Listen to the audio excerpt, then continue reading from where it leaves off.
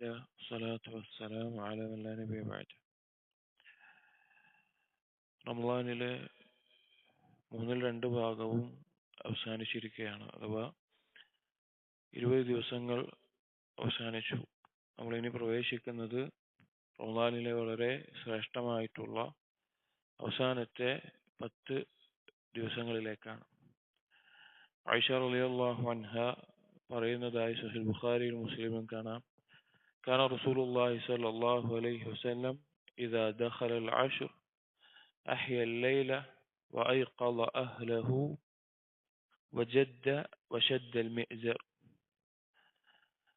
നബി സല്ലല്ലാഹു അലൈഹി വസല്ലം അവസാനത്തെ 10 ആയി കഴിഞ്ഞാൽ, അഥവാ റമളാനിലെ അവസാനത്തെ 10 ആയി കഴിഞ്ഞാൽ അതിൻ്റെ രാത്രികൾ ഇബാദത്തിലായിക്കൊണ്ട് അതിനെ ജീവിപ്പിക്കുമായിരുന്നു. അഥവാ അതിൻ്റെ രാത്രികളിൽ കൂടുതൽ ഇബാദത്തിനായി പരിശ്രമിക്കുമായിരുന്നു.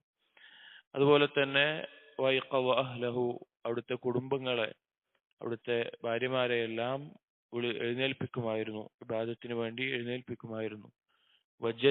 വശദ്ദൽ മിഅ്സർ, ധാരാളം പരിശ്രമിക്കുകയും കഠിനമായി പരിശ്രമിക്കുകയും അതുപോലെ തന്നെ ഭാര്യമാരിൽ നിന്ന് ശാരീരിക ബന്ധത്തിൽ നിന്ന് മാറി നിന്ന് ഇബാദത്തിലായിക്കൊണ്ട് തന്നെ ശ്രദ്ധ കേന്ദ്രീകരിക്കുമായിരുന്നു എന്ന് കാണാം. വേറൊരു റിവായത്തിൽ ആയിഷ റളിയല്ലാഹു അൻഹ പറയുന്നുണ്ട്, നബി സല്ലല്ലാഹു അലൈഹി വസല്ലമ ഈ അവസാനത്തെ 10 ഇജ്തിഹാദ് ചെയ്തിരുന്നത് വേറെ ഒരു ദിവസത്തിലും ചെയ്യാത്ത പോലെ ഇജ്തിഹാദ് ചെയ്യുമായിരുന്നു, ഇബാദത്തിൽ പരിശ്രമിക്കുമായിരുന്നു എന്നുള്ളത്. അപ്പോൾ റമളാനിലെ ഈ കഴിഞ്ഞ 20 ദിവസങ്ങളിൽ കുറവ് സംഭവിച്ചവരുണ്ടാകാം, അല്ലെങ്കിൽ ഇബാദത്തുകളിൽ മുന്നിടാൻ സാധിക്കാത്തവരുണ്ടാകാം.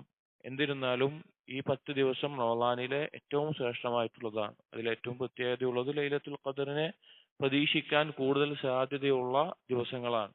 അപ്പോൾ അതുകൊണ്ട് തന്നെ ഇനി ഈ ഒരു റമളാൻ അത് പൂർണ്ണമായി ഉപയോഗിക്കാൻ, അല്ലെങ്കിൽ അതിലുള്ള കുറവുകൾ പരിഹരിക്കാൻ ഈ 10 ദിവസങ്ങൾ നന്നായി പരിശ്രമിക്കാൻ വേണ്ടി നാം നിയ്യത്ത് വെക്കുക, ഉദ്ദേശിക്കുക, അതിനുള്ള ഒരുക്കങ്ങൾ നടത്തുക.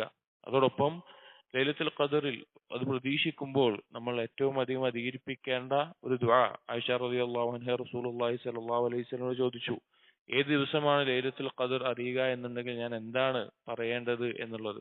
റസൂൽ സല്ലല്ലാഹു അലൈഹി വസല്ലം പറഞ്ഞു, ഖുലി, നീ പറയുക, അല്ലാഹുമ്മ ഇന്നക അഫുവൻ തുഹിബ്ബുൽ അഫ്വ ഫഅഫു അന്നി. അല്ലാഹുവേ, നീ അഫുവാണ്, അല്ലാഹുവിന്റെ നാമമാണ് അഫു എന്നുള്ളത്. അഥവാ പാപങ്ങൾ പുറത്തു നൽകുന്നവൻ, മായ്ച്ചു കളയുന്നവൻ. തുഹിബ്ബുൽ അഫ്വ, അങ്ങനെ പാപങ്ങൾ മായ്ച്ചു കളയുക, പുറത്തു കൊടുക്കുന്നത് നീ ഇഷ്ടപ്പെടുന്നവനാണ്. അതുകൊണ്ട് ഫഅഫു അന്നി, എനിക്ക് നീ എന്റെ പാപങ്ങളെല്ലാം പുറത്ത് മായ്ച്ചു കളയണമേ എന്നുള്ള ആ ദുആ നമ്മൾ കൂടുതൽ അധികരിപ്പിക്കുക. ഓരോ രാത്രികളും ഇനിയുള്ള ദിവസങ്ങളിൽ നിസ്കാരം കൊണ്ടും ഖുർആൻ പാരായണം കൊണ്ടും ദിക്റുകൾ കൊണ്ടുമെല്ലാം അതിനെ ജീവിപ്പിക്കുക. അല്ലാഹു തആല തൗഫീഖ് നൽകട്ടെ. അസ്സലാമു അലൈക്കും വറഹ്മത്തുള്ളാഹി വബറകാതുഹു.